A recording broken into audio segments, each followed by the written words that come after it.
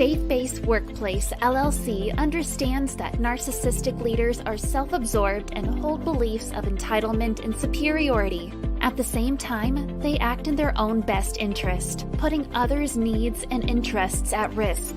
Therefore, workers can feel the pressure of working under narcissistic supervision. Such workers also may suffer abusive behavior from their narcissistic leaders. Companies with narcissistic leaders have higher turnover rates, and employees at these companies suffer from anxiety, depression, and low self-esteem.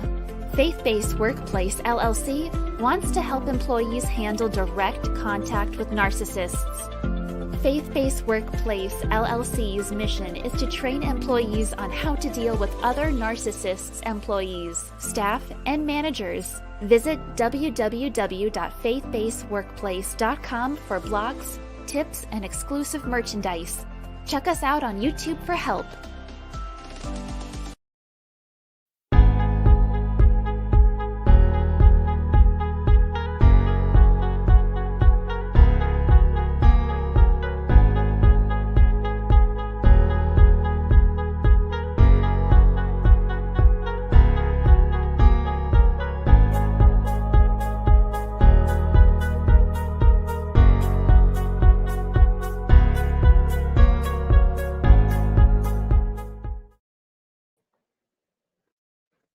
Hello, everybody.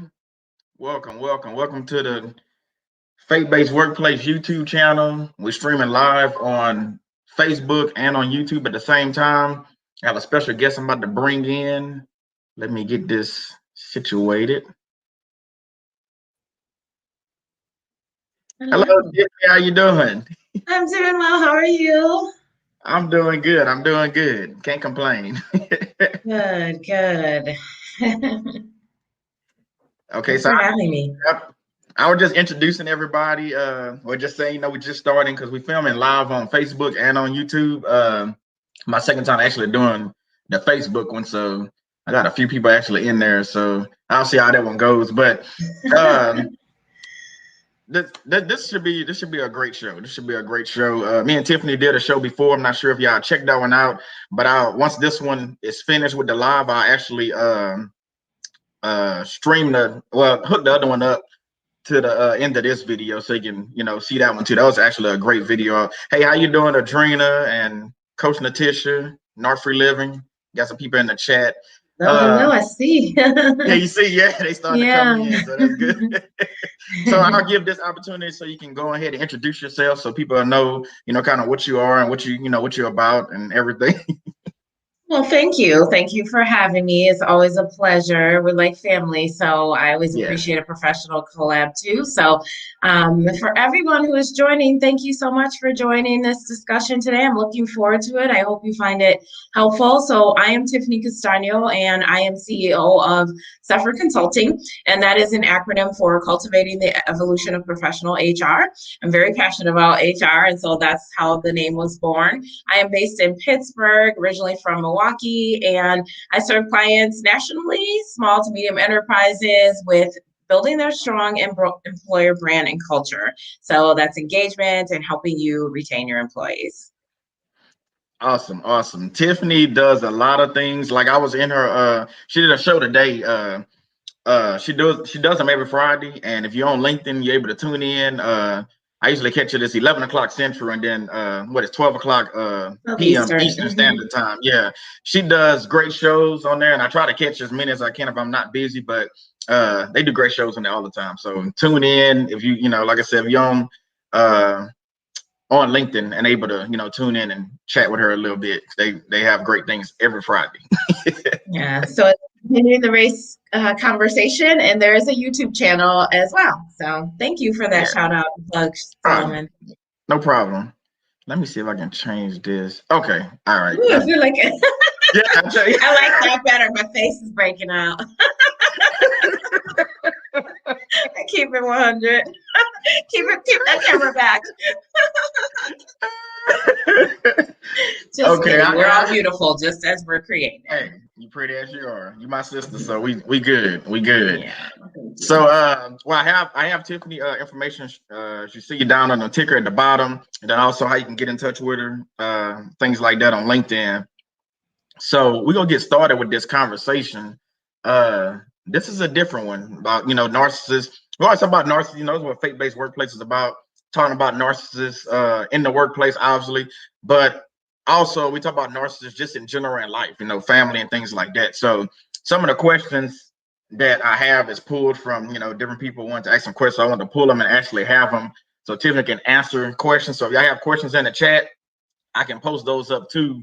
If you have any questions, and hey, this is your time that you want to ask human resources. You have an issue at work and you want to ask them, what can you do about it? This is your chance to ask the guru, like Shannon just said. The guru, I love you, Shannon. Hey, girlfriend. And you getting support already. So I love that Tiffany describes herself as a disruptor. Yes. Yeah. Not everybody always likes that, but I celebrate it. True. Okay, let me get into the first question because I'm trying something different. I want to actually, like I told you, put them up there because I think it's a little bit easier in case somebody tune in a little bit later and not sure what we're talking about. So I'll read it off and then still exit. I know usually we don't do it like that, we just flow, but we'll try to work this one out. I like the setup. It's fancy. I feel so honored. Hey, it's something new I'm trying. So it looks good. Thank you. So let's get into this first one. And this one, and she don't know these questions, y'all. So they're gonna come in rapid fire. But she's real good at answering them, so don't worry about that. So here go the first one. If someone knows that an employee is being abused, what should they do in the workplace? What do you recommend them doing? If someone, so I'm assuming they mean maybe they were abused in the home and they came to work and they had some signs of abuse. So I would definitely report that to human resources, safety. If you have a safety and security team, that's definitely something you want them to be handling because while you may have had that situation come your way, we're not equipped as just general employees to handle those situations. So you really don't want to have to manage through all of that. So, certainly you want to be empathetic and, I don't know if this is coming from employee to employee or a leader, but definitely making sure you're showing empathy and, we don't know what that person is going through. So another great resource, and my network knows that I'm going to push EAP all the time. The employee assistance plan is another thing. So if your employer has one of those, getting a hold of that information, or again, talking to human resources, they'll know where to find that information. If you don't have an HR department or you're not certain who maybe that person is, then you can also talk to your leader, provided that's a situation of trust. So those are some immediate suggestions, but definitely you want to report that so that person can get help. Now, they might say that they didn't want you to tell someone, but that's definitely a situation where you do want to report it. If you report it to HR, they will keep it confidential. They're not going to run around telling everyone. So definitely that's not something you want to keep to yourself because we don't know how bad that could be. I agree with that, like spot on, because I think I've seen a few instances where, the people don't report it and then something, happens to that person. Not saying they got killed, but something worse happens. So I think it comes back to, am I my brother or sister keeper? You come back kind of to that, or you go look out for your fellow, workers. So I think in a case like that, you don't even have to be, to me, in a management position to go and speak up and say something, especially if you see something going on. I mean, it's just protecting each other and looking out for one another. We got a question already. It's not one of my questions, but actually Shannon throwing questions at you already. So of course she did. Yeah. Yes. Hey, how you doing, Danny? Welcome to the show. Hold on, let's pop this one up. So Shannon says, I had a client this week that's a narcissist ex-spouse wrote a letter to her employer. What should she do? Should she let them know that she is a tumultuous breakup or just push through? Ooh, that's a good one. Okay. Yeah, that's, you know what, Shannon, that is so common. And I bet other people, if not in this audience today, but like somewhere have had this situation. I've seen it multiple times where people call and say, oh, did you know so-and-so is doing drugs? Or did you know that, they're doing this and this off of the work time or whatever. And I mean, if she's comfortable to let them know, some people get a little iffy around those situations.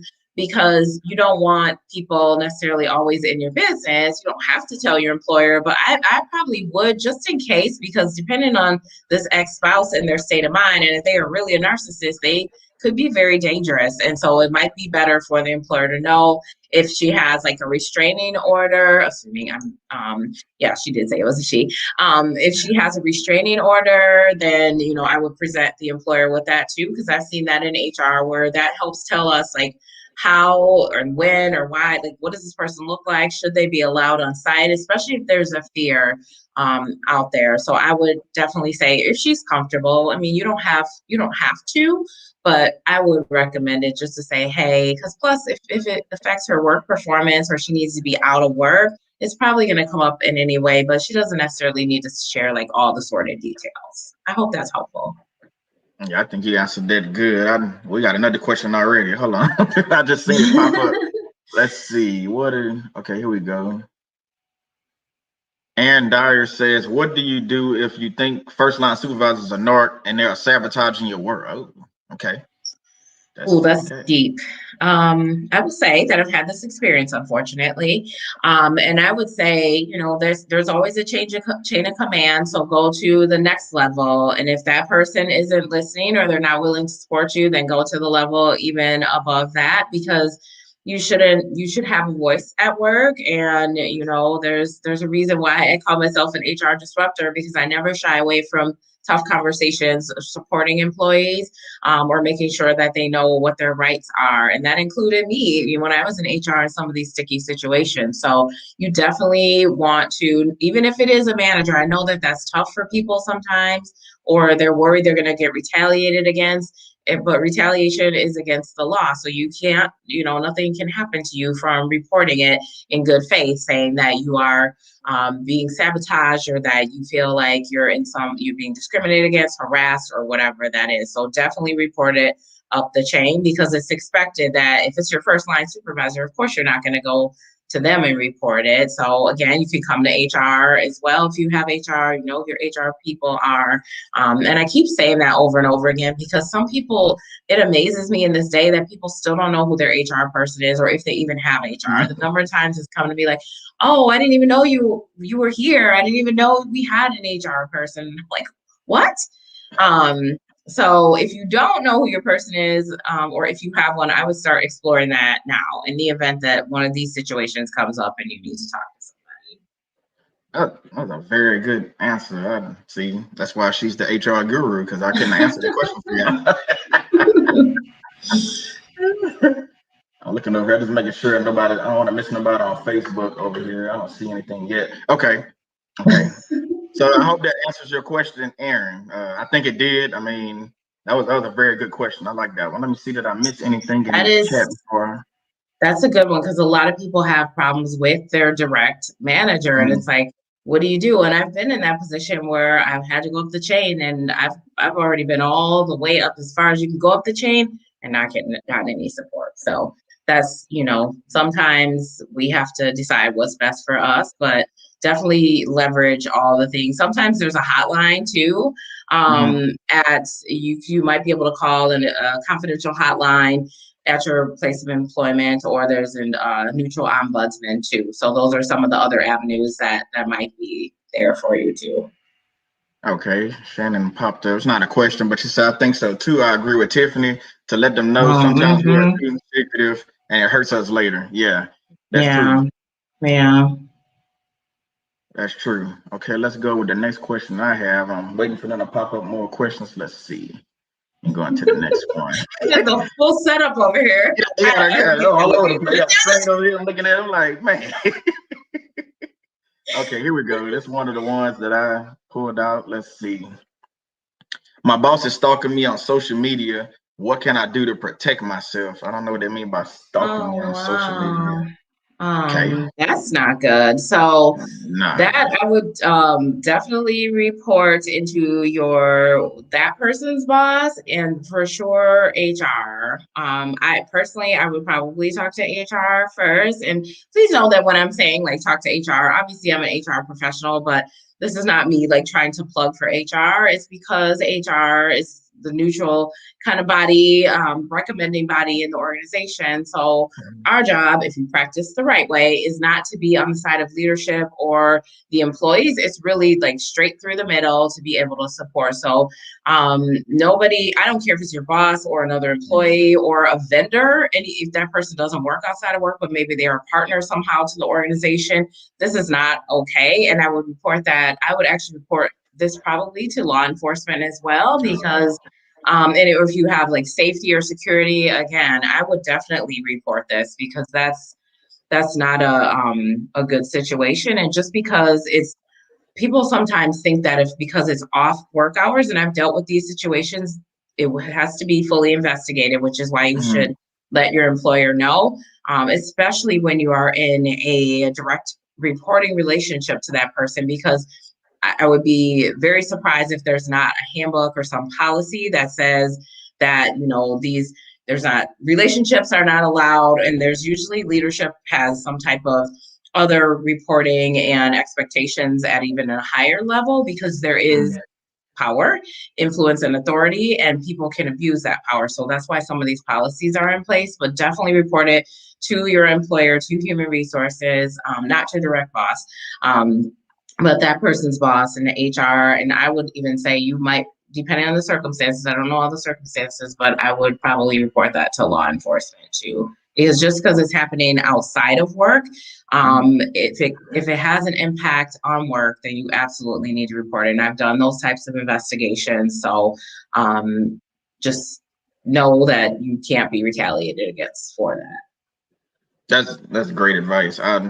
It's kind of weird though that he's stalking. I'm assuming it's a woman, but stalking her social media. That's yeah, and so there's a lot of details we don't have, right? So we don't know if there was a relationship there or not. Regardless, that doesn't make stalking someone right. And so I think, that's definitely a situation that they should report. They may even want to get a restraining order. So I don't advise that people, maybe if you're in a peer-to-peer relationship, you're Facebook friends, but I've never really done that. Like I would tell my coworkers, I love y'all, but no, not until I'm not working here anymore. And my last job, my last couple jobs, I did break that rule. But especially in a peer or in a direct report to employer, boss relationship, I definitely wouldn't advise that. Plus, that's like your personal life, right? So so I don't know if they gained access and they just found this person, because you can message people without necessarily being connected. So I don't know the situation, but that would be my advice on that one. Yeah, that's why I'm kind of against, even though, like you said, I've done that in the past. I'm against dating at work, especially dating a supervisor or whatever. I don't know. If something goes wrong with the relationship, whether they're supervisor or not, I just think you end up on the wrong end of the stick, because they got so much stuff they can do to you. So I don't agree with, I know you find love wherever you find love at. I know that, but it's just, it can make your work relationship that much harder than what it need to be. It's already hard anyway. So yeah. I feel for that situation. I definitely have empathy for it, and I will keep you in my prayers. Yes.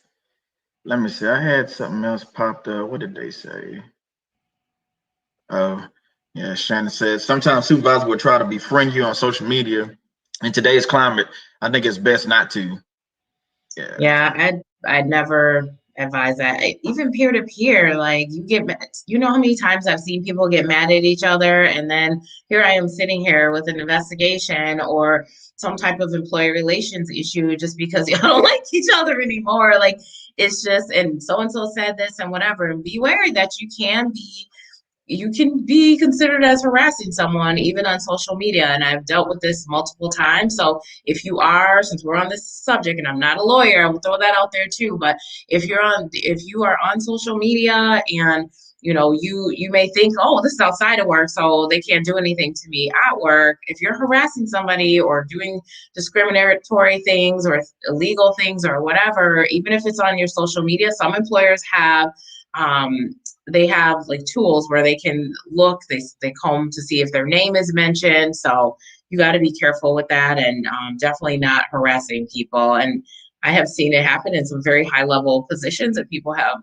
lost their jobs because of sending explicit messages to other people, or just coworker to coworker. They've gotten into it and they start cussing each other out, and they get back to the workplace, and now, or texts are another one. I dealt with that many times too. So just keep it professional. It's kind of like the old adage, if you don't have anything nice to say, don't say it at all, because like that will follow you back to the workplace. At some point, somebody's going to report it, and then you will find yourself not in a good situation. Yeah, I've seen where this guy I know, he did, I guess it's along the same subject. He did a post on a social media account, and he actually was fired from the company. It was a racial post what he did, but he was fired. I was shocked by it. Didn't really know that he thought like that, but he ended up getting fired from the post. I guess the company or somebody, you know, told somebody higher, probably human resources or something like that, told them, and they got involved and ended up letting him go because of a post that he did on social media. So it can happen. It will come back. Yeah, we'll come back. Hey, Alan B in here, and Uniquely Made. Hey, welcome to the show. Let me see. I've seen something. Oh, right here. They said, I wish all companies had a Tiffany CNA. I get that a lot. Thank you. Yeah, I seen it. I had to scroll back up. I seen it pop up. So yeah, I said, let me go put that up there. That's, not all companies do have an HR department, and that's why I do what I do, because some of the companies I work with don't, or they have junior HR, or they have somebody else functioning in the space of HR because they're lean or something. And so, and then some companies, like, HR has a different function and they operate differently, or maybe they haven't been fully trained, or for whatever reason, people do take the side of the company maybe, and there's no empathy for the employee. I'll be honest and say I got into HR because I was having negative experiences. And so that is a big part of my why. And I don't believe in just leaving people out there. These are human lives, and we come as our whole selves, and you owe it to these employees to support them. Now, that doesn't mean that we always are on the side of employees, and sometimes things go not the way people expect, but you have to do your due diligence and be fair about it. So thank you. We got another question came in. Let me see. Okay, here we go. My question is this: why do some jobs use a point system, meaning if you're late, call out, etc.? I've had NARC employers use that system to instill fear in their workers. So yeah, I haven't heard of this in a while, but it can be, depending on the role and the type of company, especially if they're using the time clock. Some companies do that to try to be fair all around, so that they can say you have 3 occurrences, and now that's kind of the measure of which, like, you go into disciplinary action, or you get your first verbal warning or something like that. So it can be a measure where people are trying to keep it more on the level playing field, because consistency is key. Fair is not always equal. But in this case, if people are calling out late, you don't want somebody to be like, oh, how come you got late? And I've seen this too. Like, how come you got 8 and I've been here and I got 3 and now I'm written up, but I know you call out like all the time. So I've seen it not applied. And you will have HR who will start to question those things, and or other employees or leaders. So it does pay to have some system. So that's one reason. Now, every company is different. It's a way for them to track, because these things they can be a lot to administer on the back end. I know, because I've had to do it. And so they use kind of the electronic system to be able to track how many points. And it's a way, honestly, for these supervisors so that they can manage it. Because even if you go into disciplinary, it doesn't mean that you can't come out of it, or that they're necessarily trying to play. Hopefully they're not playing gotcha, but maybe if you have a narcissist boss, like, that's why it's important for you to be informed and to know what the policies are, the procedures, to know, like, wait a minute. Because what I've also seen is people will say, oh, well, those couple of points, fell off, but you have to know if it's a rolling calendar or how that works too, because we see people who then will habitually come in and out of that, which obviously is not a good situation either. So that's probably the main reason is for the consistency and to encourage people to come to work. I hope most people don't want to just write people up or instill fear. It's usually because they're trying to be consistent, and it helps from a legal and a risk perspective too. Okay, let me scroll back up one more time. Let me see. I seen Alan had posted something. Where is it at? Oh, here you go. That's not a question, but he says the Bible says the love of money is the root of all evil. That's not to say we shouldn't make a healthy living. 2 Timothy describes lovers of selves as lover of pleasure and money. Thank you for posting that, Alan B. Thank you. He always got good things to say in here. Yeah, Ellen, I was just saying that to somebody the other day, that money has created a lot of issues, and it can be the truth that sometimes it is the root of all evil. Yeah, let me get into the next. Let's see. While they getting their questions together, let me go into the next one.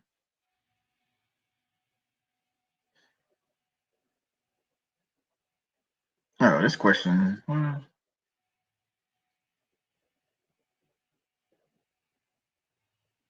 My bad. Here we go. Okay. How do you get people to trust you as human resources? Ooh, what a fantastic question. Sometimes I don't.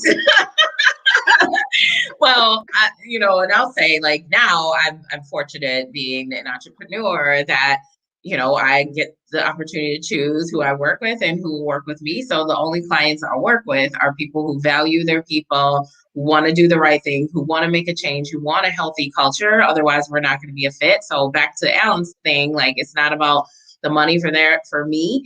I would rather work with somebody who's going to do the right thing. And so for me, it's just practicing empathy, and it's understanding the business and making sure that I understand the language that they're speaking and what their needs are, instead of just listening instead of just speaking. Because some HR folks will try to tell you, like, you need to be doing it this way, and this is the way, and that has gotten in our way over the years, I will say.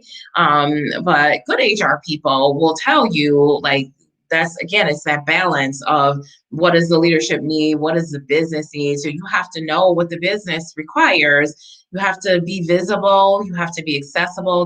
Those are huge, because a lot of people will be like, oh my gosh, you actually came out of your office, or like, you actually will set up coffee dates with us, or go to lunch, or do this and that. And some HR people are afraid of that, because they're afraid then they don't look impartial. And to a degree, I understand that. But I've always been like, let me come up to your floor, not when something's going on, so people start scattering. But there's been a lot of trust that's been broken over the years, honestly, and rightfully so in some ways. But that's why my company is named what it is, and that's why I work so hard, and I do a lot of stuff in the HR community to try to dispel these myths, and just to try to help even my own peers understand, like, what some of these things are and how we're being perceived. So if you come at it with a pure heart and pure intentions, I believe that trust will come. And if you don't think that you're above anybody, whether that's a leader or an employee. So I love interacting with employees, and I still talk to many of them. I had to be on the side of terminations before, and some of those people still talk to me. Wow. So that just goes to show how, you pour your, not just, as it being a job, but you love what you do. So it just goes to show you still talking to people that you, like you said, you're on the side of termination. That just goes to show your character, who you are as a person, and your love and compassion for the job. So having somebody like that, which I've told you before, I had some HR that we wasn't seeing eye to eye at all. And it wasn't that I did anything, is, when I was in a management position or not, it's just, some of I call them company men and women, because they on the company side. So it's nothing, they exist. Yeah, it's nothing that they want to do for any employee anyway. They on the company side, and it's just the way they roll, and they usually cool with the CEO or the president usually. But somebody like you that can come in and change it. That's why I love the title. Matter of fact, let me put it up so y'all can see it again, of your company, because of who you are and what you stand for, and it's true. So yeah, I just believe at the end of the day, you need to do the right thing. And if that means making some people unhappy, that's just what it is. If it means, I always have stood in my truth, and I'm always very authentic. And sometimes, people don't always agree with that, but we, as human resources and as leaders, you have to be people first. You can't just be about the process. Sometimes the process is broken, but yet we blame the person. And so that's never a good situation. Yeah, never, never, never, never, never, never. Never, ever. Yeah, 'cause that situation can be really, like you said, it's never good and it can actually be bad for you. Yeah, it's toxic. Let me make sure I didn't miss nothing in the chat. Make sure I ain't missing no questions. Trying to keep up. They coming in at rapid fire. You got this. Yeah, it's just weird trying to look at Facebook and look at this. Like, oh. I'm telling you, I couldn't do it. I have enough trouble. You were on our Zoom today. I have enough trouble looking at the chat and keeping up with everything else. Yeah. Oh, look, this is a good one. Hold on. What advice would you give to 20-year-old you when it comes to dealing with a narcissist at work or personal? Wow, that question is gold. Okay. First of all, what I'm gonna say. Let me just get into it. So 20-year-old me was I'm sassy now, but 20-year-old me had a major attitude and she had some learning and growing to do. Now I say that, like, I have an issue with people telling Black women or Black people or anything that we're too aggressive, too assertive, too this, too that, because we get a lot of labels as it is. But we also have to be self-aware, and I was not self-aware at 20. One time I cussed my coworker out.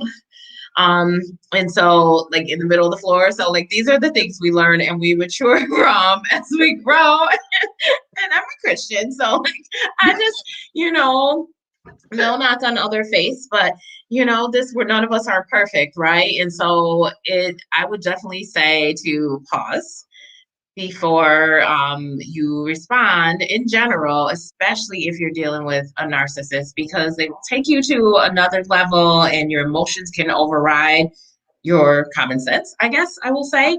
And so you don't want to be seen as unprofessional in the workplace. Like, within that, stand your ground. But I wish that I had more confidence back then too. And I wish I had mentors to help bring me up to say, just coping mechanisms of, taking a pause, walking away if I had to, not even giving them the time of the day, because people like that they like to get a rise out of people and they're just not even worth it. And I gave far too much power and time. I wish that I had an HR department who I could trust, or that I even at that time, I really didn't know like who to go to. And so that was not something that I had either. So I would tell myself, use your resources, be self-aware, don't always think you're right and have to feel like you have to prove that you're right. Certainly don't go, cussing people out in the middle of the floor and doing those types of things. But, but standing in your power and knowing what you want too. So. That's a great answer, Tiffany. I like that. I like the question. I'm ashamed that I had to tell that. I don't think I've told anybody that in a long, long time. Hey, what was I thinking? Yeah, we've been there. Get fired. Lucky HR to come for me. Hey, but now we know we know where Tiffany comes from. So we're like, okay, Tiffany didn't do that. When I curse out, when I'm 20 years old, and I curse out somebody, I can go to Tiffany and be like, hey, what am I supposed to do? I mean, I might have been like 25 or something. Yeah. Still. Hey, I've been there too. I've been there where you curse out somebody or, get in a fight at work. I mean, so now, learning through the year, we live and we learn. So 20-year-old me was definitely not the same me, because for one, I don't even know anything about a narcissist at 20 years old. I can tell you that right now. I thought a narcissist was somebody that look in the mirror, and that's all I thought. I never dug into that at 20 years old. 20 years old, I was listening to Master P and rap music and stuff, and stationed in Hawaii in the Army. So I mean, I wasn't worried about narcissists at that point, but wish I would have known then. I wish I did some studying on it. They should teach that in school about narcissism, but hey, they don't. Yeah, well, right, or just how to deal with people. It's like so much business, but we don't teach the soft skills or how to let people interact, because you inevitably are going to have these run-ins. And then I got called into HR with like 2 levels of HR with this employee, and I still was coming at her across the table, not physically, but I was angry, and I couldn't control that at the time. And people, we have to understand, like try to seek first to understand, because maybe that person was going through something that day, and just we have to also know like what triggers us so that we can take a step back. And so that's important too. We got to do the self-work. I got you. We got another question. It's actually from Shannon. Let's see. I got it right here. What about a neuro supervisor that is micromanaging the team and y'all have proven to be highly I hate micromanagers. Jeez. Oh boy.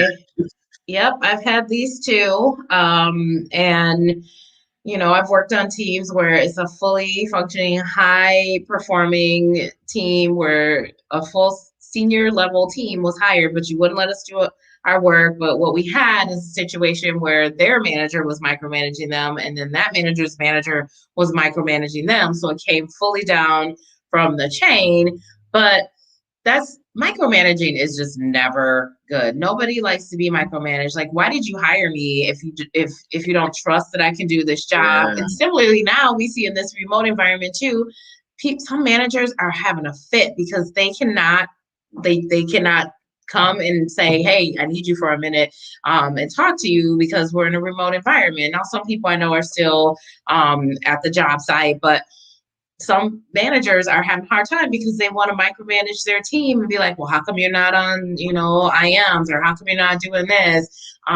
Did you see me 24/7 when I was at the office? Maybe I stepped away to refill my coffee, or I went to the bathroom, or maybe I'm over here talking to my coworker. So just like allow them to build the team, like have team building, and micromanaging is just that's not where it's at. Like, your people will leave you, and they should.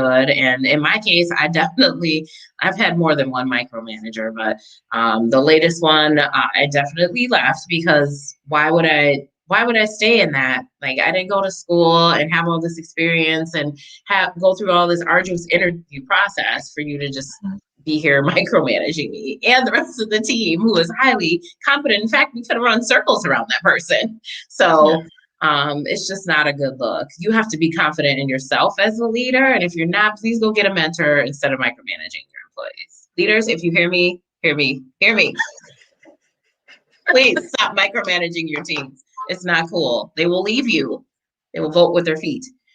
Yeah, you're right. I had my fair share of micromanagers before, and like you said, nobody would like to be micromanaged. You hire me to do this job. Let me do my job. Now, am you giving me pointers here and there because maybe I'm new to the company, but at some point you gotta let me go and do my own thing. It shouldn't be a year at the company and you still gotta come in my office and tell me all these different things. I'm like, man, what are we doing? You want to do my work for me? Because that's really what you're trying to do. Like, you're trying to take my job, but or you're doing laps. Like, I see you. I know you're just being nosy. Like, you have something to say. Just ask me.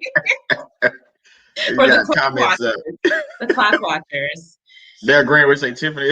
It's a lot of wicked people in HR right now. Oh, it's sad. It's just not good. No. HR people over process.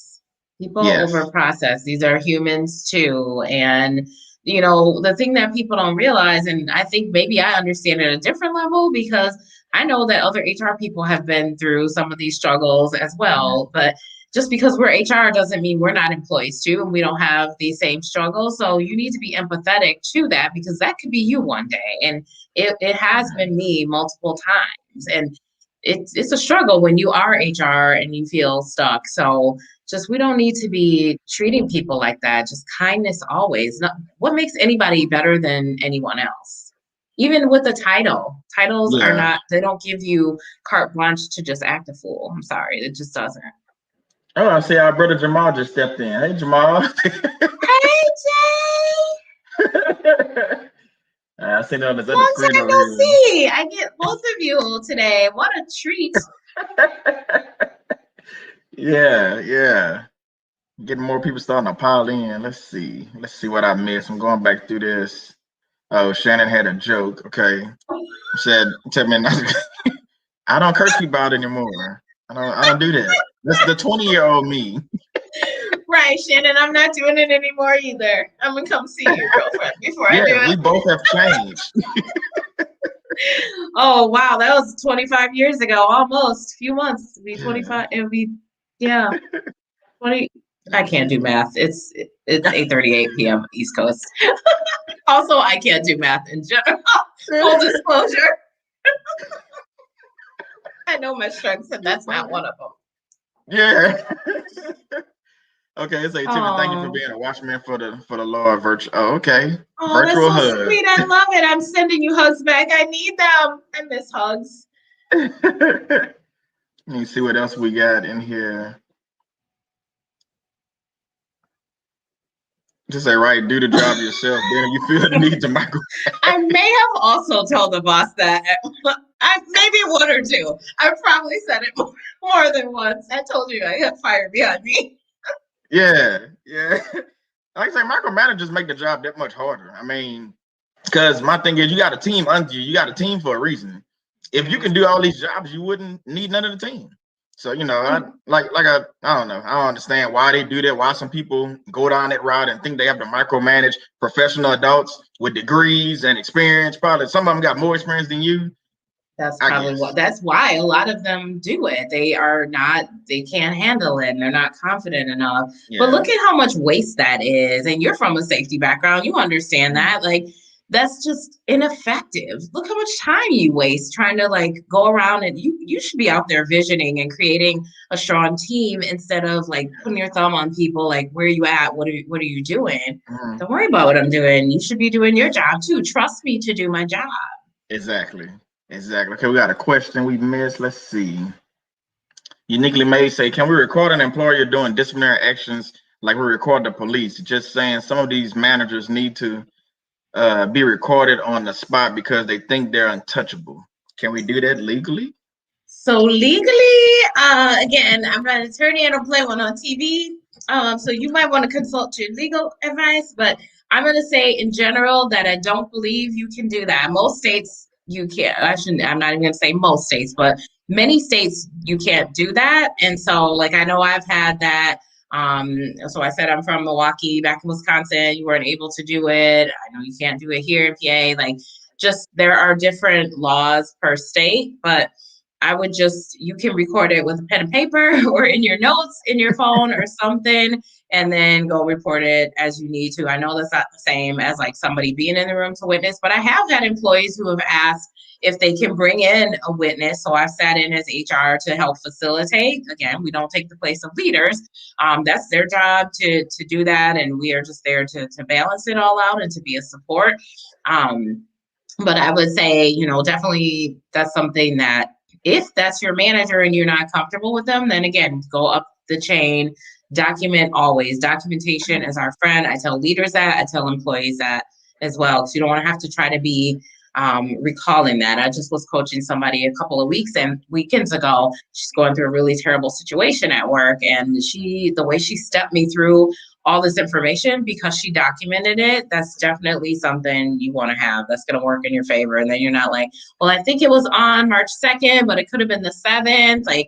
You just want to have the date, the time, the location, who was involved, and try to do it in real time as best as possible. So that's about probably, unfortunately, as close as you can get. But again, ask your lawyer. Don't give me the line up here. I ain't ask me because I really don't know. That's a good one. I don't know. No, it's good. It comes up a lot. And I've had situations where I was pretty sure employees were recording it. Probably my most difficult employee relations situation ever in 13 years. But I'm pretty sure this person was recording as we were having our meetings. But there's nothing you can really do about it. But there's really probably not a whole lot maybe that they can do with it either. So that's my 2 cents on that one. Okay, you answered it because I would have said probably the same thing. I'm not really sure. So what I'm gonna do, I'm gonna close out Facebook. We really don't have nobody on there, no comments. So I'm gonna close that way. I ain't gotta watch this screen anymore. I gave it 45 minutes to see if something was going on. I'm just gonna shut it down. Shut it down. Hey, it ain't doing it. So it's my second time trying it. So Facebook, if you are on or you want to come over to YouTube, come on to YouTube, and that's where we'll be at for the rest of the time. So let me close this out. Yeah, come on over. Okay, let me end that one. I ain't gotta watch this screen. Nice. Listen, I have 2 new pairs of glasses because of all the screen time lately. It's like my eyes, what's going on? And the optometrist was like, we'll get you some good glasses. It's all the screen time. Jamal say, fix it, Tiffany. What am I fixing? The environment, HR, you gotta fix it. the screen. Jamal cracks me up. Let me see. Hold on. I have another thing destination. Okay, remove. I'm looking at the comments. Okay. Something just came up on Stringer about Facebook. Okay, I'm good now. My bad. Somebody's mad that you kicked him out. Something popped up on the screen. I was like, wait, what? Come on over here. You know, you was watching it. I don't know what to tell you. Oh, fix HR. Okay, Jamal. I'm trying so hard. I've been trying for years. I'm gonna keep beating the drum. What is it that he says? I don't know. Jamal has his phrase about drums. Yeah, this phrase. I'm trying. That's the point. Shannon got it. I heard someone say documentation beats conversation. That's my new phrase. Yeah, oh, I like that. Yeah. I like it. I might have to brand that and put it in my trainings and say this is from Narc Free Living. Let me see. Uniquely Made has. Let me see. I've documented and went up the chain. Even though retaliation is illegal, employers still retaliate. I saw that in the comments before, and that is when, my friends, you should probably, and I will say this, some people might not like it, but as HR, if you've done everything you could do, you've gone up the chain, you have run the full course of what your rights are and the full process within the organization, and you're still not getting the support you need, you can talk to somebody. And Solomon and I had our video that we recorded previously about that. And so you definitely should go seek some outside support, whether that's legal counsel or definitely talking to another agency, because retaliation is a thing. And I don't know why employers are still doing this. I just heard about 2 other cases the other day, but I don't know why these employers continue to want to be case law, because then this is what I tell my clients, as well as, when I was working in organizations, like, you don't want to be on folks' headlines. You don't want to be the next case law. So like we literally would go through with them when we did trainings and stuff and read case law, because these things happen. They're still happening. I just heard about 2 more. I get all the digests. Not good. Not good at all. So you still have rights, even though they might not be, you're not getting what you need out of that employer. Absolutely, you have rights to exercise outside of that employer. So if they want to retaliate, then you go get yourself suited up with some legal counsel. Mm-hmm. I definitely agree with that. Let's see what else we got in the chat. I'm behind, especially knock employers. Jamal, I think he had just said that. Please fix HR. He's talking to you. I told him I'm trying. Doing my best. Uniquely Made. I believe in Narcissists will lie even with concrete proof. Concrete proof. Yeah, that's true. I mean, even in relationships, you can have all the evidence of them cheating on you on video and everything. They'll say, like Shaggy, the old song for y'all that's my age, it wasn't me. They will hit you with it wasn't me. Y'all know this song, go look it up by Shaggy. It's a funny song back from the 90s, I think. Oh my gosh, I get a kick out of it every time. But and leaders will lie. Like, I've had my leaders lie on me. I've had my products, my ideas stolen right in front of me. I'm like, you just told me we weren't doing that because of some. Oh, you just sat up in this room and told everybody else. When I tell you, see, that was, how old was I? But let me not say how old I was, because it might tell which employer. But I was, long past 20 something. I got you. So that was the less sassy Tiffany, who was self-aware and who didn't cuss people out. I wanted to go. No more. I had to pray. Okay, I just seen one question. Would silence be considered retaliation? That's from Gabriel Smith. Welcome to the show, Gabriel. Yes, welcome. That's an interesting question. So if it could be, so if this person was talking to you and all of a sudden they're excluding you, or they're starting to act funny, or you're not getting trainings or promotions or access to opportunities or things like that, I have actually seen that that play out. And once again, because again, I've worked in some toxic work environments, I have had this where people just exclude you or, things of that nature. So that could be, especially if you can demonstrate that that was not the prior behavior and that previously they included you in meetings, that they told you that you might get promoted or something like that. You definitely, if that's alternate from the typical behavior, it absolutely could be. Especially if the law looks at things as like if they're severe or pervasive. And I think we talked about that, Solomon, on our recording, but that's, so if it's one time, maybe they had a bad day or maybe they didn't hear you when you said hello or something like that. So the law is going to look at it to see if it's, if it's been ongoing over time. And so they have, these deep rooted kind of definitions for certain stuff. Because I want to say that because sometimes these words get thrown about as very like cliche. But there are some actual legs to it under the law. I hope that answered your question, Gabriel Smith. Let's see. I just love the name She Gabriel. got another part to it. It escalated to VP and he ghosted me for 2 months. He said he forgot to get back to me. That's a long time. Maybe he did because at the senior leadership level, the C-suite, they're very busy. That's not good practice. I don't know that, but I started to say, I don't know that he intended to retaliate. We don't know if he did or not officially, but it could have been just that he forgot.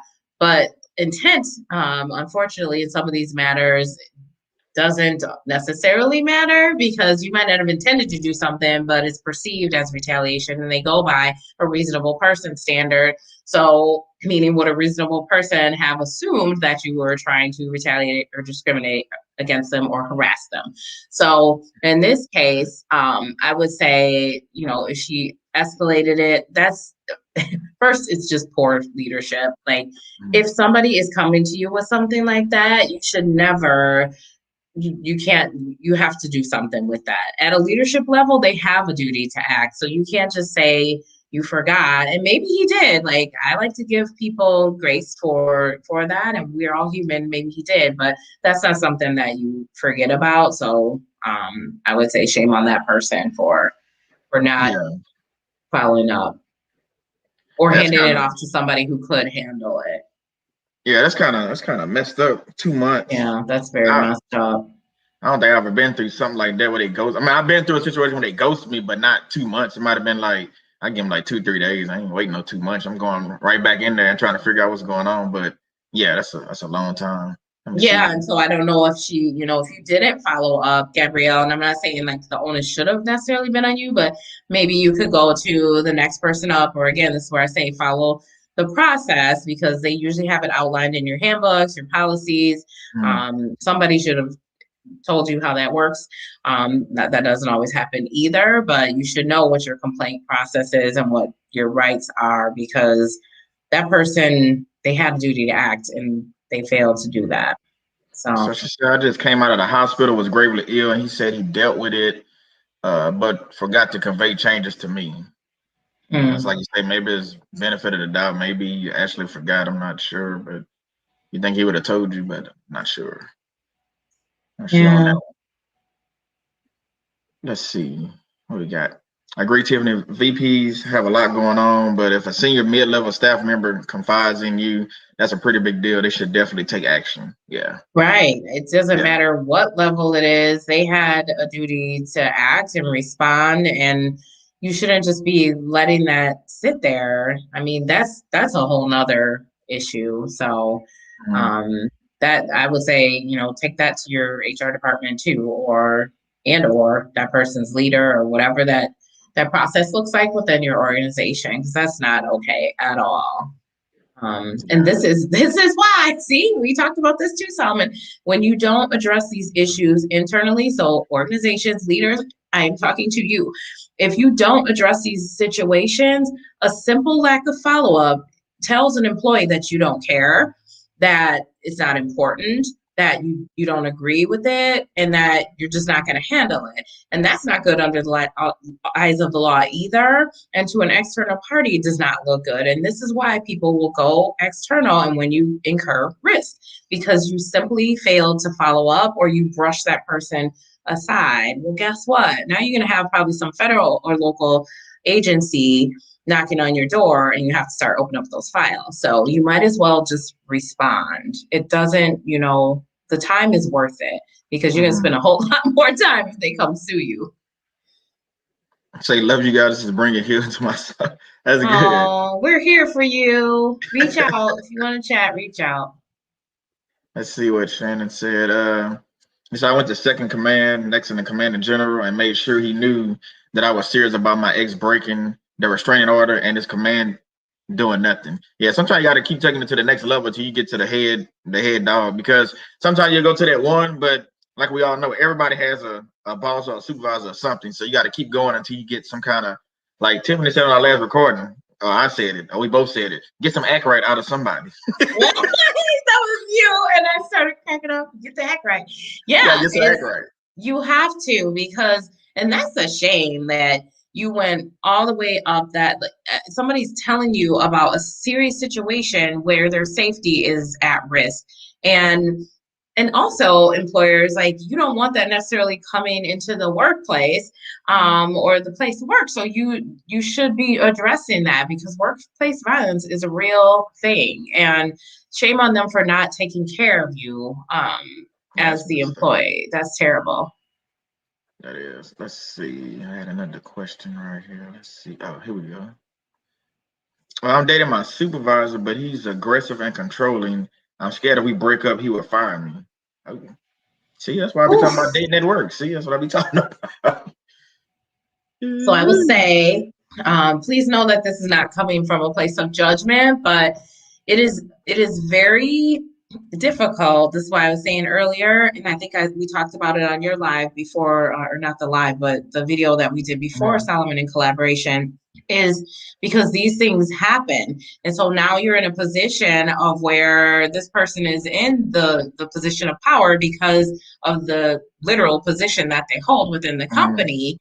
And I will say that if they retaliate against you and they fire you because of that, that's a problem, because that is retaliation. So I would say you definitely need to, I would say you probably want to disclose this to someone, and you might want to check your employee handbook or your policies to see what those are, because most likely they have something stating discouraging that. Now, not every company does, but most do.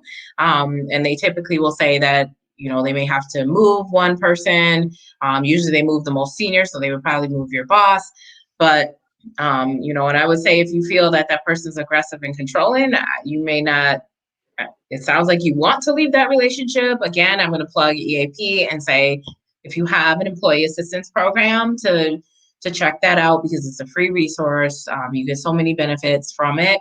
A lot of times it's with your healthcare package. So you might want to check into that too, because nobody should be staying with somebody that's controlling and aggressive, and, that's a safety issue. But you do want to check your policies and stuff. And if they do retaliate against you, if they fire you, you're going to want to report that. You're going to want to you might want to just tell somebody now about your concerns, but that's up to you. That's why I say, that's why I'm against dating at work, because of things like this. So now she's dating a supervisor and she's scared, or he's scared, whoever, the question came from, that, they're going to get fired or they break up. And that's probably what they will do, to be honest with you. But I mean, that's one of the situations you gotta stay out of it by not dating at work. But yeah, and we don't know, people get mad, and so then they start claiming harassment or trying to sabotage you in other ways. And so, the unfortunate part too sometimes is that these things become, HR should be doing its due diligence, the organization will, but sometimes it becomes he said, she said, and we can't always prove these things either. So they'll do their best, but you can't always, sometimes it's unsubstantiated. So Narc for 11, she said, he told me the squeaky wheel gets the all grease, Okay, I know what you're talking about. That stuck with me. Was not quiet until I got help. So yeah, that's basically closed mouth get fed. Same type thing. You have to keep moving around until you get some act right out of somebody. That's my new number. Act right on all my videos. Sounds like a spray. Like get that. I'm moving. Get me later. That's fun. Let me see. Let's see. Make sure I ain't missing nothing. Okay, let me go right here. I've gotten to the point when I go on the interview, I control the interview because a lot of the intimidating questions are from narcs. And I say, that's messed up. You know what? Now that she said that, that just sparked something. I've been on an interview, now thinking about it, and I think the person that's interviewing me was a narcissist. No, looking at it now, but I ain't control the interview. That's pretty good. I mean, you know, you just answer the question, but it kind of aggressive. Like, you call me in for the interview. What you aggressive for? So it's one of the situations that, you know, it's like they're doing it only, you know, because they have to. Now they bring you in like, and I'll go one step further, you know, if it's a company that don't really have, let's say blacks at the company, you know, they only interview me because they, you know, they look me up, they see me on LinkedIn. Okay, he's a black. Let's bring him in. We got to interview at least 1 or 2. So I think situations like that, they are going to bring you in. They're not going to hire you from jump anyway, but by company rule and policy, they're going to bring you in just to say they made their quota. So, I mean, that's what I think. So on that one. So you never know. Some companies, there is tokenism is real. And, you know, that's why asking some good questions is a good way to, because you're interviewing them as much as they're interviewing you. And it's frustrating to me when these companies, I've been in those interviews too, and you're like, well, why are you being so aggressive with me? Or like, why would I want, you're the boss that I'm going to work for, and that's how you're talking to me, and when you should have your best foot forward. So definitely do not ignore those red flags. I've done it a time or two and learned that the hard way. Yeah. So let's see. We got another question right here. This one that I had. Let's see. What are some domestic abuse policies that most companies should have? Domestic abuse policies.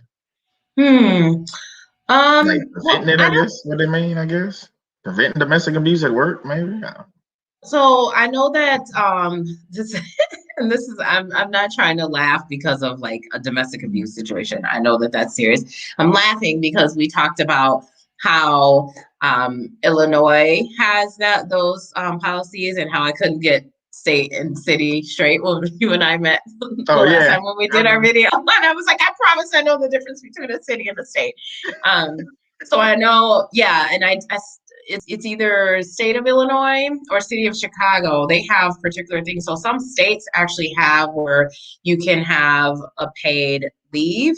And so that particular state is one of them, or city. I don't, there's city and state laws, but this is not necessarily something that an employer has to have. What you'll likely see is like more around like harassment or relationships, dating, interpersonal relationships, things of that nature, or like harassment.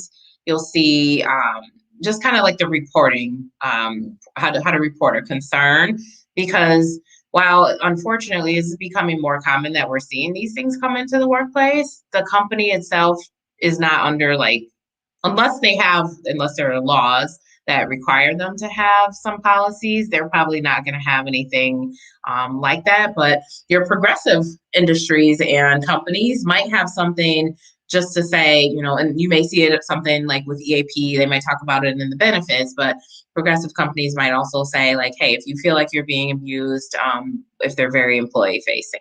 So, but I haven't really seen those policies specifically. Okay. Let's see. What else they talking about in here? Stuff coming. Let's see. Oh, yeah. Shannon just, she's saying, I don't even like going to automotive repair shops. They'll give Solomon one price and me another. Yeah, she's talking to Gabriel. That's true, because Shannon will go there to get a quote on a car, and they'll say something totally different from when I go up there with the same car. It's a whole different price quote. Not that I'm a mechanic, but I know a little bit more about the cars, I guess, and I'll tell them, this and this is wrong.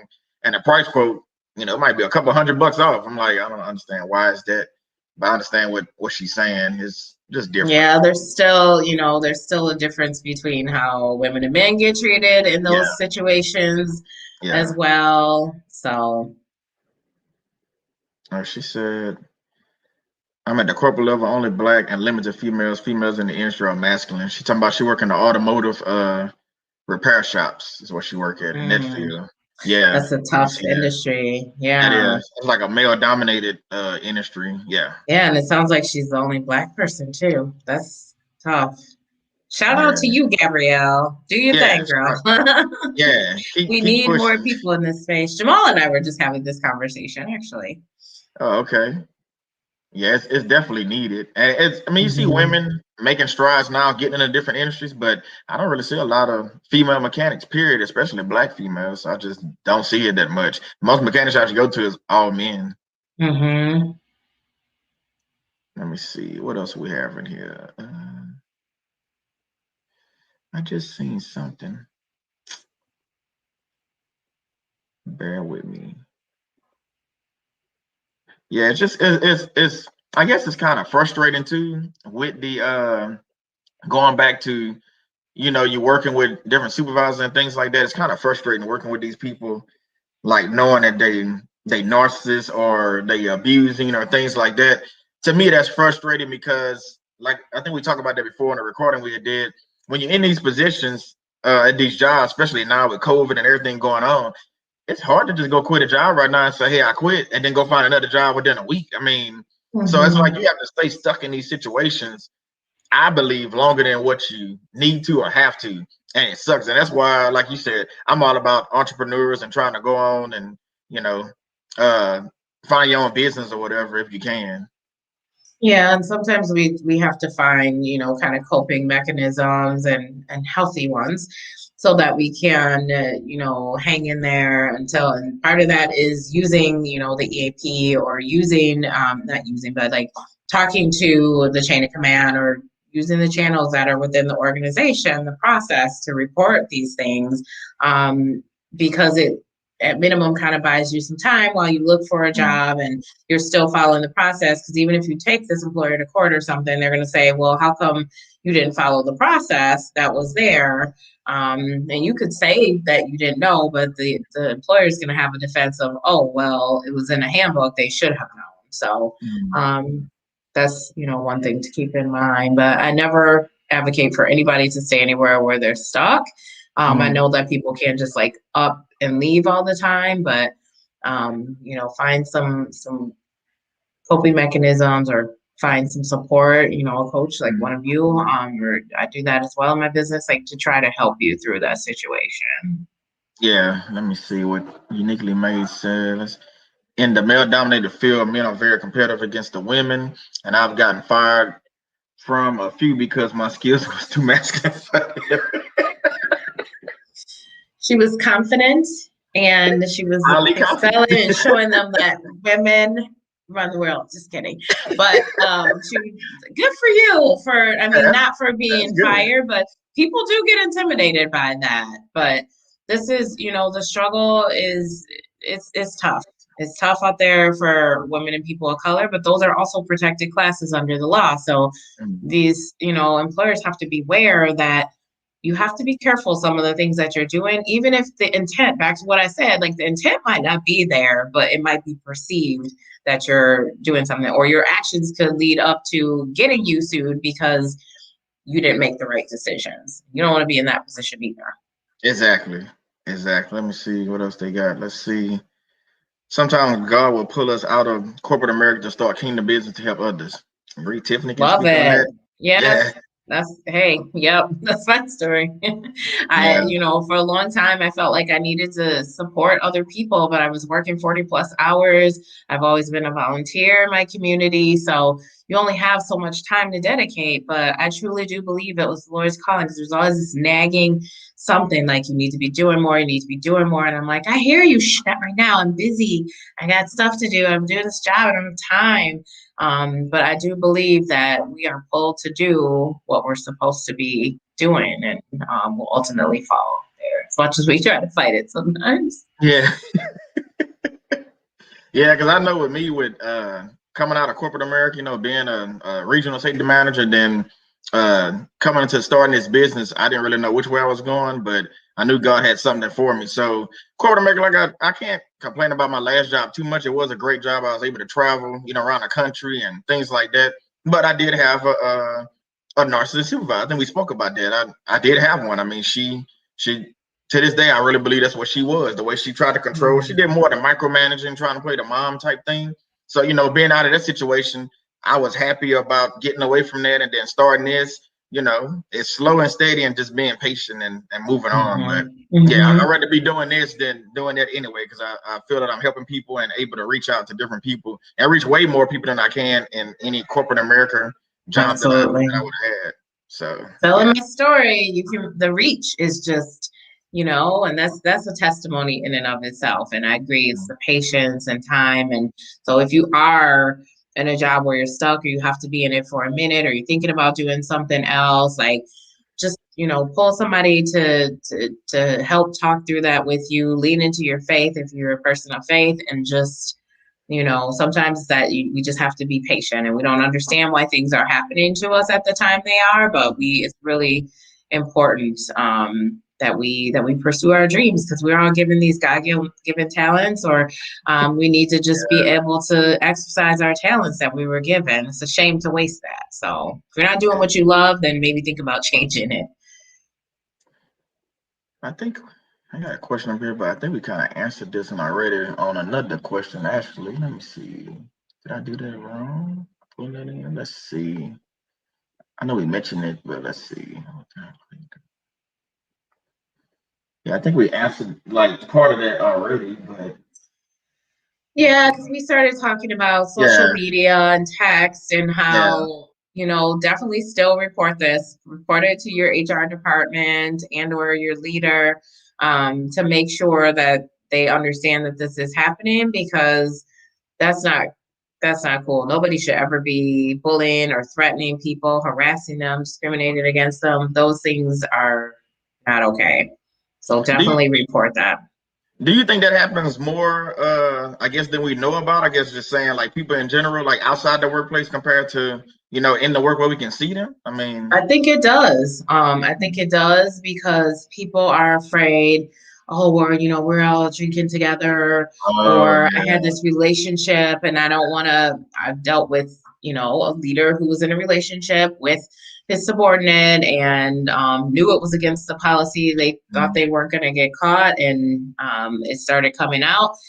So people, they get afraid that there's going to be consequences, and so they won't say anything about it, or they're just scared. Like, even if it's not like a direct report to manager relationship, some people just are like, well, it's not that big of a deal, or this only happened the one time, or they're afraid of, what might happen, or, if it's something mental health involved or something like that.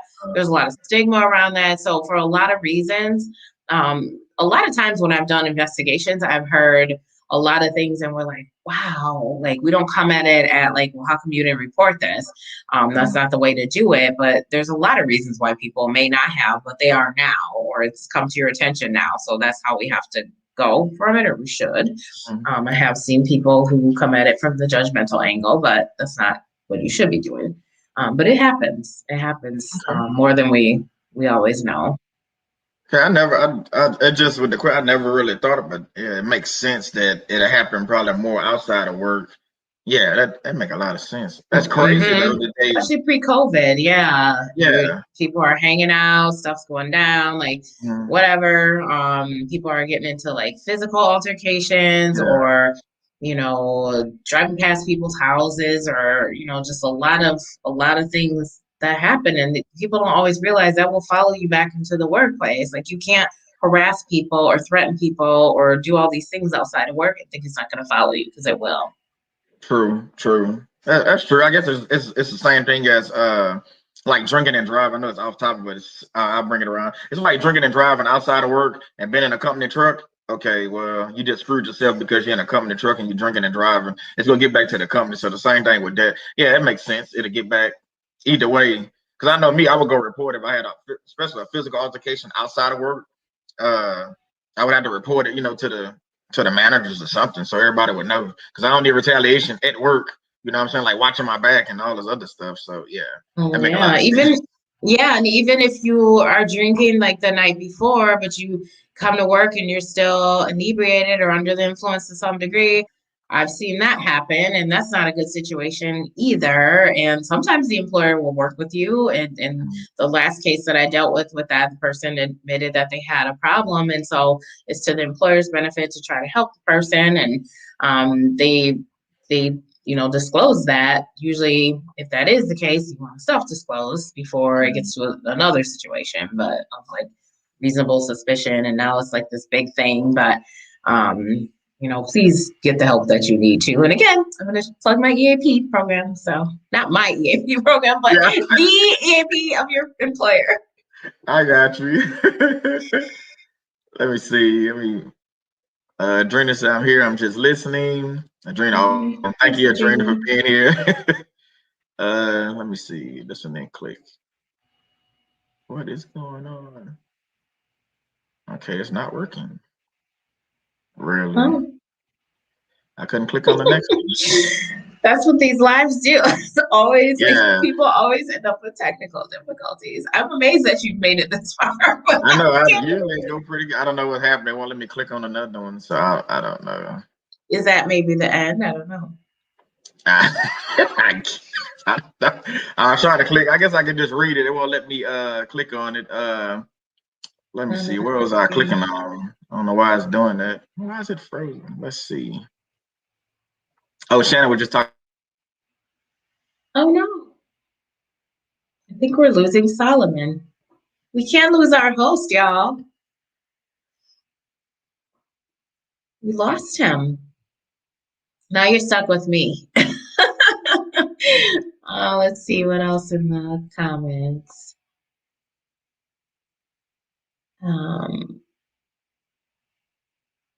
Oh, wow. Okay. Somebody's asking about cooking. I need to know what people are cooking tonight. I actually have been down and out a little bit the last few days, so I have not been able to eat anything, and I'm kind of upset about that.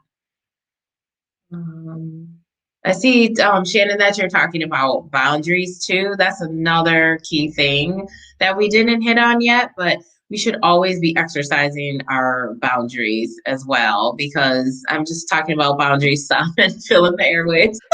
Thank you. You're welcome. I was like, we can't lose the host. Now they're stuck with me. Hey, you're a great host, so they're in good hands, so they're good.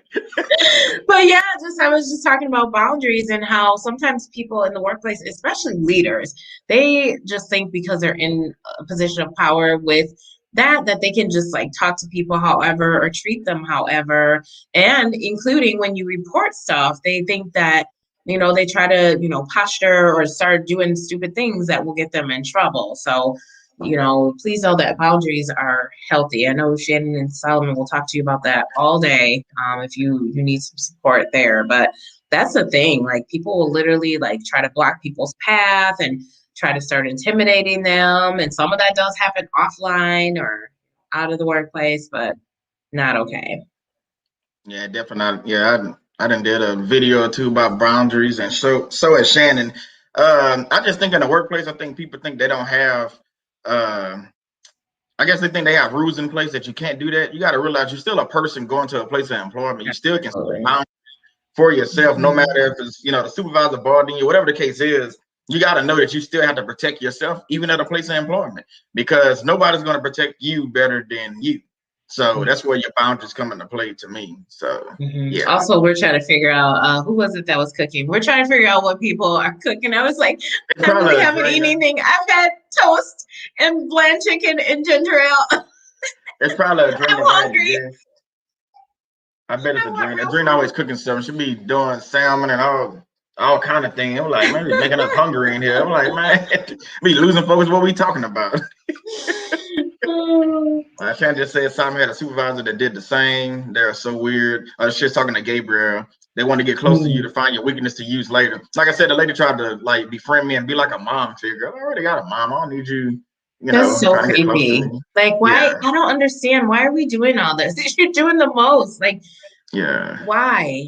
It's just really weird. She said, I caught that red flag. Another manager wanted me to come to her house to discuss my business plans. Red flags, I politely declined. Yeah, I wouldn't have went to the manager. Whether it's male or female. Why would we be going to people's homes? No, thank you. But they, they like to do that. I will say that they do like to do that. They want to get you close. To me, I think they want to get you close so they can have dirt on you. Like you say, you do go drinking with them or have, oh no, nah, you're not gonna get me like that. Nah, I'll go out to eat with you. I mean, I'll go to the restaurant and eat. That's about all we're gonna do. And that's male. Yeah, those are.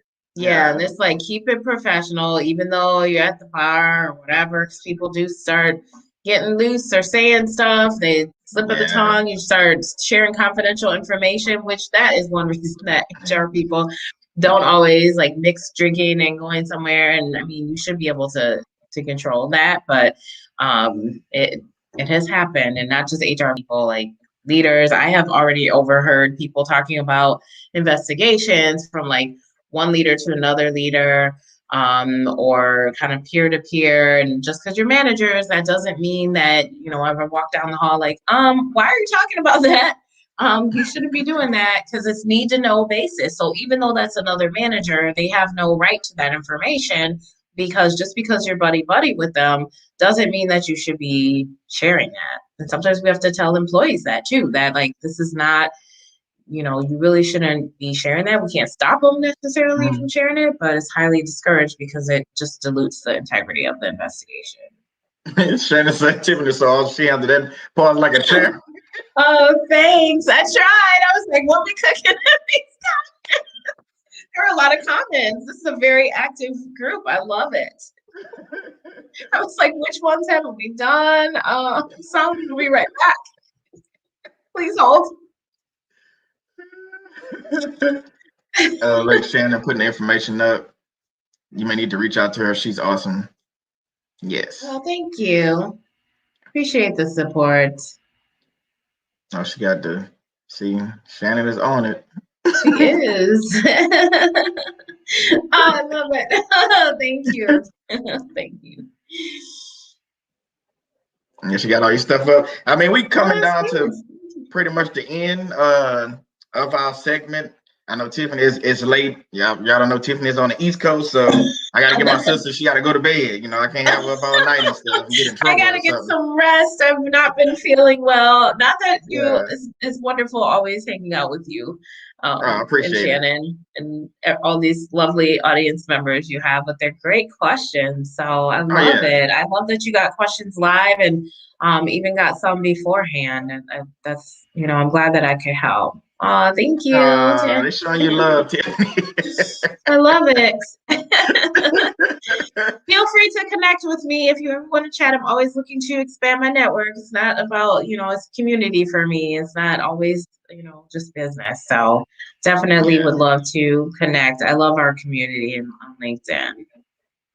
Yeah, exactly. And she's on LinkedIn a lot. You're on, before we go, you're also on, what's the name of the thing? What is Clubhouse? Yeah, Clubhouse. Yes. Same thing Shannon knows. Yes, thank you for saying that. So yes, if anyone is on Clubhouse, if anyone needs an invite, I think I have like 6 or 7. Maybe either connect to me or let Solomon or Shannon know, and I would love to give these away. They just keep adding up because I've been hanging out on there, and I do on Saturdays at 2. Let's talk HR. So we do different HR topics each time. I'm planning to also start having some similar things like this where I can have some office hours for HR. So still working that out within my crazy schedule, but definitely want to do that. So if you're free on Clubhouse, 2 p.m. Eastern, feel free to come and get some questions answered or just hear some different things. So definitely thank you for bringing that up. I forgot. Oh, yeah. No problem. See, that's what brothers are for. We remember some things.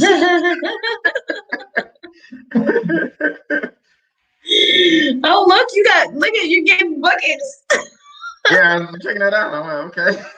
I love it. I don't mind. It's good to be a resource for people. People need resources. That's the thing. And that's why I said before, like, if people don't have those resources in the company, they will find somebody else who will help support them, and that might not be good for that employer. In this case, you know, you and Shannon are obviously a safe place. I'm a safe place. But definitely, you know, have to be resources to each other. People need a place to be able to go. Thank y'all for showing us all the love. And you're right, people do need a place to go. And that's what me and Shannon try to do. And I know you try to do the same thing. You want people to feel, you know, like they want it, and then not feel like they pressured into anything. And that's not what we're about. It's like, hey, a lot of the information you'll get from me, to be honest with you, it's free, because YouTube, a lot of the stuff that I'm sharing, same thing like your YouTube channel. Oh, you talking about your YouTube channel too. I forgot about that. I gotta get on your level. You've been Shannon over here with your fancy YouTube channels. We'll get there, right? But I do have some videos on there that some are more employer facing, like for leaders, and some are I'm working on like kind of getting that separated out. But definitely keep watching the YouTube channel too if you feel. I have a blog that I put out on my website as well. So those are some other ways too. And then I always share information on LinkedIn and Clubhouse. So lots of free value, because we have to serve, right? Like we have to do the work, and you can get a lot of stuff from free just from watching our channels and watching us on social media. So amen. Amen. Hey, once again, all about money. It's not because a lot of times, you know, people just need help, and like you said, it's not about like getting a dollar.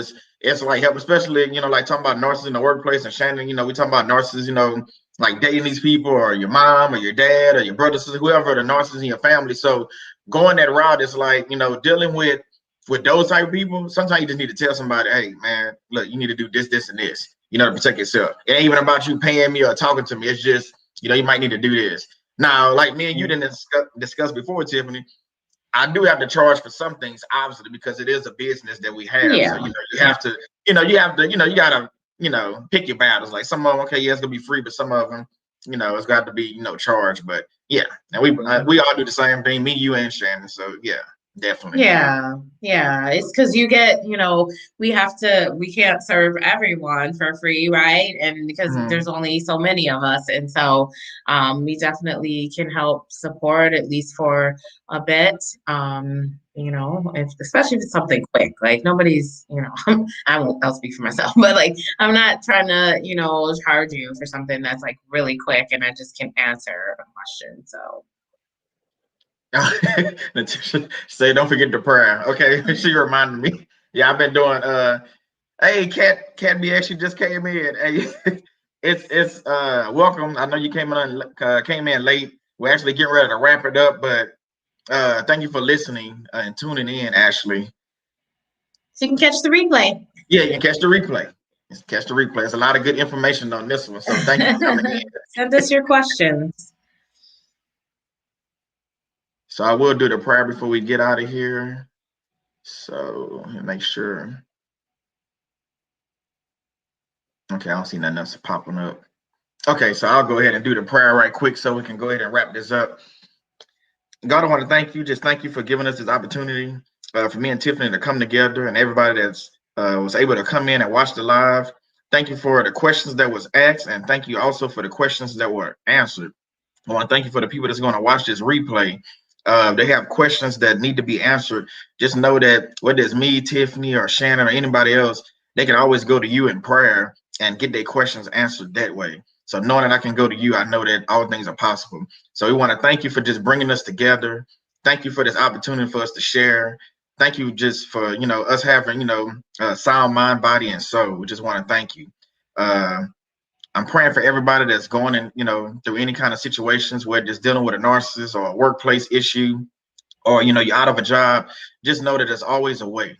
It's always a way. You got to just stay patient and just keep moving. Keep trusting God.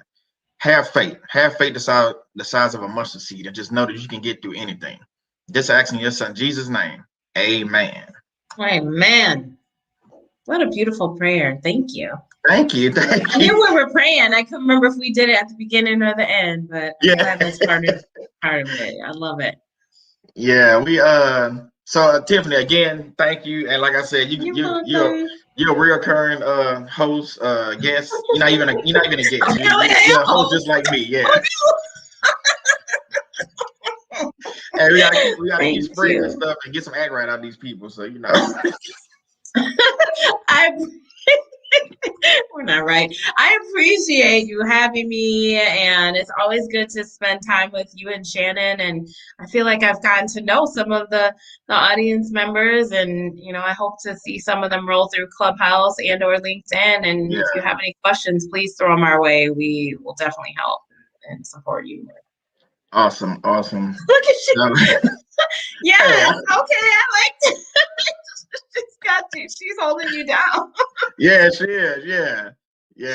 That's my other sister right there, Coach Letitia. She's a sister to me and Shannon. She's always in the chat. She's one of the moderators. Her and Shannon moderate for me when I'm live, and I love it because I can't keep up with most of the chat, as you can tell, especially when you're trying to do everything on Facebook and all this other stuff. So I thank them for being here and just helping support. And thanks for Adrena, came through, Uniquely Made. Cat BX, Danny was in here earlier. I know I seen him in. Alan B was in. Just thank you for everybody that came through and was able to ask questions, and hopefully, was able to answer all your questions. And hey, if you have questions, you can forward them to me or Tiffany, or however you want to do it. We got Tiffany information strolling across at the bottom, so you need to get in touch with her, especially human resources. Because what's going on with me with most human resource questions, I'm probably gonna point you in her direction anyway. So you might as well just go straight to her. I'm just being honest. Yeah, I do see that Kat has, if you don't mind, she has a quick question. She said she could send it separately too, but if you're okay with it, can we answer her question live? Yeah, we can definitely answer your question. Kev, you want to put it up? We can put it up in the chat right quick before we get out of here. It says, before you go, do you suggest we work things out on our own or go to HR for every little disagreement? So I would say if you can, to work it out with the person, whether it's your leader or the other employer. But if you don't feel safe to do so, you're not comfortable, you don't have, maybe HR can help give you some talking points. So it depends on the situation. So it's best if you can talk it out with that person, because you have to still be the one who works with them, right? So if you can figure it out amongst yourselves, that's always best.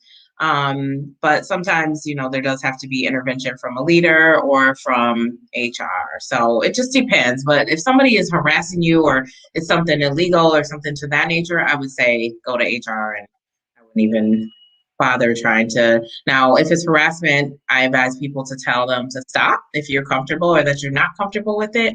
But some people aren't. And so that's when HR can come in. So, but that's what we're there for. So, it's better that you report things if you feel like you're not in a safe environment than to worry about whether you're bothering HR or if it's too much and you should be going person to person. But if you can, you should try to resolve it with that person. I hope that answered your question. That was a great question and a great answer. Tiffany been on it. Like she loves questions like this. This is her thing. I do. I've been doing it a long time. I don't know everything, but if I didn't know, I would tell you. Well, that's why I say I'm not an attorney. I will get you so far, but Okay, so great. Oh, okay. Wait, she said I'm a supervisor. That's why. Okay, that's why I asked. Okay, that makes sense. Yeah, it's a little different if you're a supervisor sometimes, but it depends. It depends on, whether it's one of your employees or something like that. But you can always send us questions or thoughts. And if you have anything else, we'll be happy. I can answer it for you. Okay. And then you also can leave it in the comments, on here.